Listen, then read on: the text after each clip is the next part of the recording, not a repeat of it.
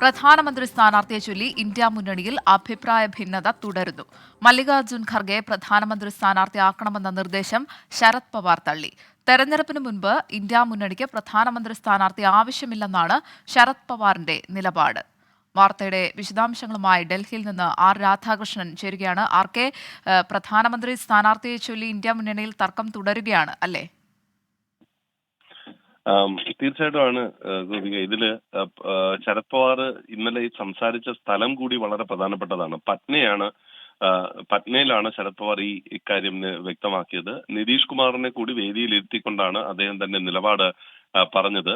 ശരത് പവാർ പറയുന്നതനുസരിച്ച് നിലവിലുള്ള സാഹചര്യത്തിൽ ഈ വിധത്തിൽ ഒരു പ്രധാനമന്ത്രി സ്ഥാനാർത്ഥിയെ പ്രഖ്യാപിക്കേണ്ട ഒരു ആവശ്യം ഇപ്പോൾ ഇന്ത്യ മുന്നണിക്ക് ഇല്ല എന്നാണ്. തെരഞ്ഞെടുപ്പിന് ശേഷം ഇതുമായി ബന്ധപ്പെട്ടിട്ടുള്ള വിഷയത്തിൽ ഒരു തീരുമാനത്തിലേക്ക് പോയാൽ മതിയാകും. അഥവാ അല്ലാത്ത ഒരു സാഹചര്യം ഉണ്ടായാൽ അത് ജനങ്ങൾക്ക് തെരഞ്ഞെടുക്കാനായിട്ടുള്ള അവകാശം അതിനെ ചോദ്യം ചെയ്യുന്ന വിധത്തിലാകും. ജനങ്ങളെ സംബന്ധിച്ച് അവർ കൂടുതൽ സെലക്റ്റീവ് ആകാനായിട്ടുള്ള അവസരം അവർക്ക് നൽകണം. 1977 മൊറാർജി ദേശായി പ്രധാനമന്ത്രി ആയതിനെയാണ് ശരത് പവാർ ചൂണ്ടിക്കാട്ടുന്നത്. അന്ന് തെരഞ്ഞെടുപ്പ് ഘട്ടം വരെ ഉണ്ടാകാതിരുന്ന ഒരു പാർട്ടി പോലും രൂപീകരിക്കപ്പെടുന്ന സാഹചര്യം ഉണ്ടായി എന്നതടക്കം ശരത് പവാർ പറയുന്നു. അദ്ദേഹം വിവരിക്കുന്നത് ഈ സാഹചര്യമാണെങ്കിലും അദ്ദേഹം ഉന്നയിക്കുന്നത് മല്ലികാർജ്ജുൻ ഖാർഗെയെ പ്രധാനമന്ത്രിയായ സ്ഥാനാർത്ഥിയായി പ്രഖ്യാപിക്കണമെന്ന് നിർദ്ദേശിച്ച മമതാ ബാനർജിയുടെയും ഒപ്പം അരവിന്ദ് കെജ്രിവാളിന്റെയും രാഷ്ട്രീയ നീക്കത്തിന് ബദലാണ് അദ്ദേഹം പറയുന്നത്. ഈ ഇന്ത്യ മുന്നണിക്കുള്ളിൽ ഒരു കൂറുമുന്നണി രൂപപ്പെടുന്നു എന്നതിന്റെ സൂചന കൂടി നൽകിക്കൊണ്ടാണ് അദ്ദേഹത്തിന്റെ പ്രസ്താവന.